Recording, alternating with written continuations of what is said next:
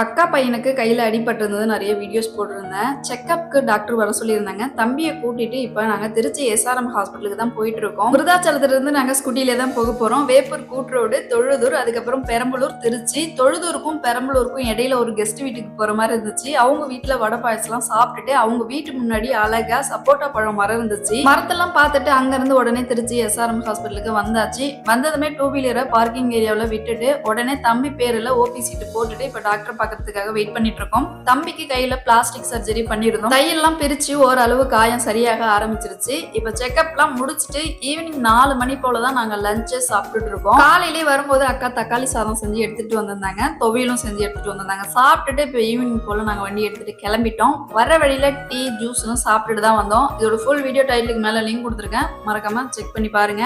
Video பிடிச்சிருந்தா like பண்ணிருங்க. சேனலை ஃபர்ஸ்ட் டைம் பாக்குறீங்கன்னா சப்ஸ்கிரைப் பண்ணிக்கோங்க. பாய்.